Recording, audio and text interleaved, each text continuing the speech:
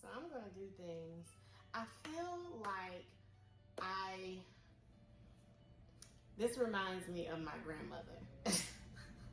I remember vaguely, not a whole lot because I didn't grow up with it all the time, but I do remember my grandmother snapping green beans.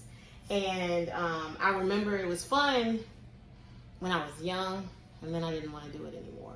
So I lost interest, and that's probably why, you know, it it was the memory is so long ago. But it makes me think about snapping green beans for her to cook fresh. I don't remember her ever canning, but that's what I'm doing today. So if this is a little nostalgic for some of you all, wonderful. But we're going to snap these green beans and put them in some jars so that we can can them. And I'm going to can them with that ham stock that I started yesterday. I started yesterday morning after I had cut all the ham off of our Thanksgiving ham. So that's what we're doing today. Come along for the journey. So I'm not going to bore you and have you watch me snap all of these green beans. I'll probably skip ahead. But basically all I'm doing is snapping the ends off of the green beans. And then for the really long ones, I'm snapping them in half to fit in the jars more easily. I love doing this. This is very peaceful to me, actually. I'll put something on Netflix and I'll just watch TV and snap them. So I'm almost done with this jar. I just kind of shook it down a little bit because I knew that there was more space for me to pack some more green beans in there. I try to pack as many as possible so that you don't have a whole lot of floating after the canning is done.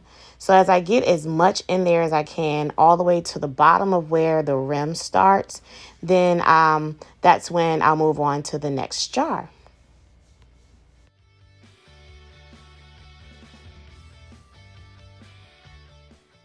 So I have 2 pint-sized jars and then 4 quart-sized jars. And this is actually perfect for my size family because when I cook dinner, typically I'll cook 2 quarts and 1 pint.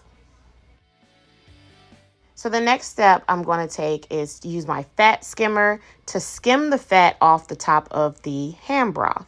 The ham had a lot of fat in it, and I don't want to put all of that in my cans. So I'm going to skim as much as I can off the top before I actually fill the jars with the broth. This broth I'm going to use for the green beans, and I'm going to have so much left over that I'll have enough to also can some of my pinto beans. All right, so we got as much of the fat off as we're going to get with this skimmer. And now it's going to be time to fill those green bean jars with this broth.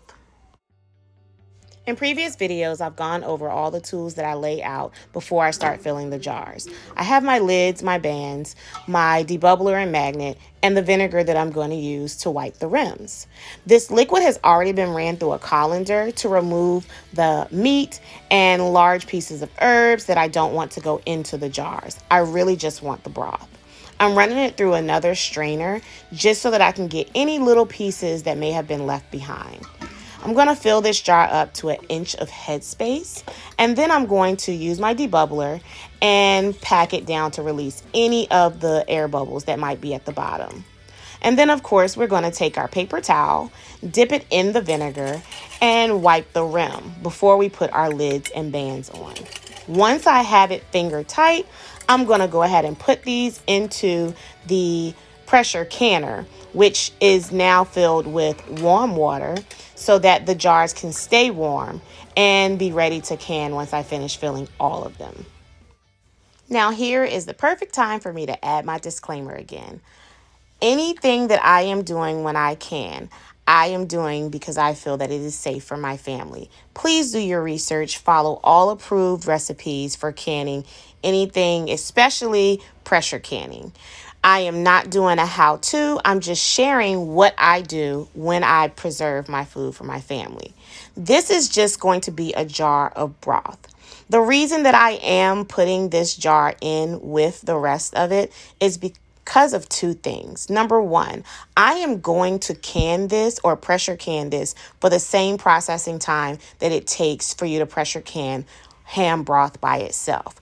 Because I am using ham broth and not water to can my green beans, I err on the side of caution and just go ahead and pressure can all of it with the 30-minute processing time for ham broth. The second reason that I wanted to go ahead and fill up this jar of broth is because I wanted to fill my canner up completely. I have stated in a previous video that 6 jars is fine. I just wouldn't put anything in the middle, but I wanted to take the opportunity to process as much as I can. And 1 jar of ham broth is actually good in case I wanted to cook some greens from the garden or something that I would actually use ham broth for. I don't keep a lot of it because I don't use it for everything. I use mostly vegetable stock, or I might use chicken stock or even turkey stock if I'm going to do something like chicken noodle soup. But for greens, I do use pork, so I can have 1 jar for some ham stock, and that's going to be totally fine. So this is a Presto pressure canner, and it has it labeled where the arrow is going to point to where you would match it up on the handle. This is to make putting the lid on a lot easier. Sometimes when you're trying to put a lid on a pressure canner, you are struggling with that thing until you get it to line up perfectly. So that helps. Now we're going to let it vent. And once it starts venting, we're going to set a timer for 10 minutes. Then we're going to process for 30 minutes.